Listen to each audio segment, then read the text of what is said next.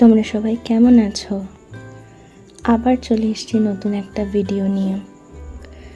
প্রথম ছবিটা দেখে নিশ্চয়ই বুঝতেই পেরেছো আমার আজকের ব্লগটা ইজ রিলেটেড টু পুরী। তো আমরা 2023-এর 4th অক্টোবর পুরীর জার্নি স্টার্ট করি।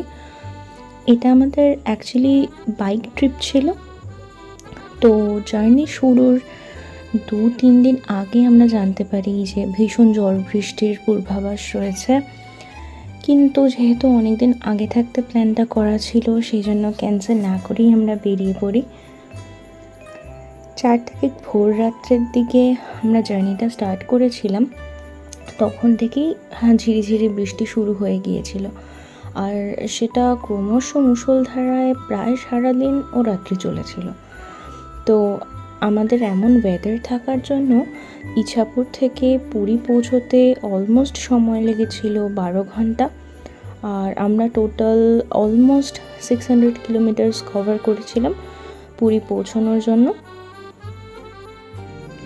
এই গোটা জার্নিটাই আমাদের বৃষ্টির মধ্যেই করতে হয়েছিল, সেই জন্য এখানে যে ভিডিও ক্লিপিংসটা দেখতে পাচ্ছ এটা যেদিন আমরা ফিরছিলাম সেদিনের, কারণ ওই দিন অত বৃষ্টির জন্য আমরা কোনো রকম ভিডিও বা ফটো ক্যাপচারই করতে পারিনি। এই এত সুন্দর রাস্তা, এত সুন্দর দৃশ্য আমরা জার্নির দিন জার্নির স্টার্টিংয়ে কোনোটাই খুব ভালোভাবে উপভোগ করতে পারিনি, যেহেতু প্রচণ্ড বৃষ্টি ছিল।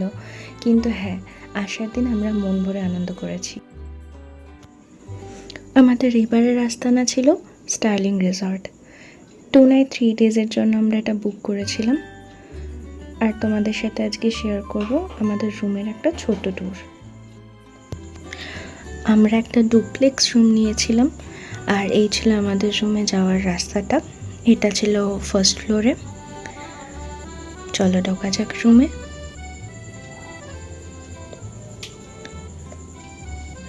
রুমে ঢুকেই ডান হাতে ছিল ওয়াশরুম, একটা ডিসেন্ট সাইজের ওয়াশরুম।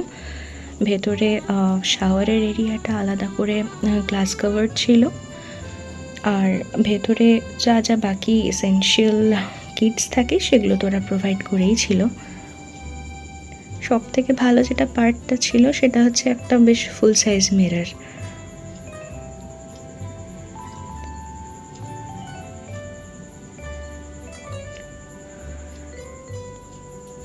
ওয়াশরুম থেকে বেরোলেই সাইডে কর্নারে যে জায়গাটা ছিল সেখানে একটা টেবিল ছিল যেখানে আমাদের হেলমেটসগুলো রয়েছে, আর তার পাশেই ঠিক ছিল একটা কাবার্ড। তো কাবার্ডে নিজের ভ্যালুয়েবল বিলঙ্গিংস কিছু রাখার জন্য ছিল একটা ভল্ট, ছোট সাইজের, বাট বাকি ওয়ার্ড্রপটা বেশ ভালোই ছিল। আর উপরে দুটো এক্সট্রা পিলো ওরা প্রোভাইড করে রেখেছিল আগে থেকেই। তো চলো এবার যাই বেডরুমের দিকে। ওই দেখা যাচ্ছে আমাদের বেড। বেডের দুপাশে ছিল দুটো বেড সাইড টেবিল, আর সেখানে একটা ড্রয়ারের মধ্যে দেওয়া ছিল মেনু, আর ওপরে ছিল ওয়াটার বটলস অ্যান্ড গ্লাসেস। আর তার পাশের যে ছোট টেবিলটা ছিল, বেড সাইড টেবিলটা, সেখানে ছিল টেলিফোন। আর এদিকে ছিল একটা মিনি বার, আর ওপরে ছিল কফি মেশিন আর কফি বা চা বানানোর বাকি সরঞ্জাম।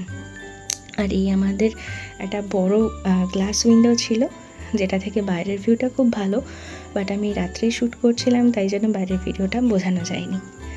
আর এরকম নাইট ল্যাম্পস ছিল বেডের পাশে লাগানো। তো এই মোরলেস আমাদের পুরো রুমটার ভিডিও। এবার বুফেতে ডিনার সেরে তাড়াতাড়ি ঘুমিয়ে পড়বো, সকালে তাড়াতাড়ি উঠতে হবে। পরদিন ভোরবেলা উঠেই চলে এসেছিলাম সমুদ্র সৈকতে। যতবার আসি দু চোখ ভরে দেখি এই সুন্দর বিচ, আর উপভোগ করি এই সল্ট লাইডেন ব্রিজ আর সিমলেস ওয়েভস। কিন্তু এখানেই মন ফেলে রেখে ফিরতে হবে এবার রিসর্টে, কারণ প্রচণ্ড খিদে পেয়েছে। তো আজকের ব্রেকফাস্ট মেনুতে আমি নিয়েছিলাম এগুলো, যদিও অপশানস ছিল প্রচুর।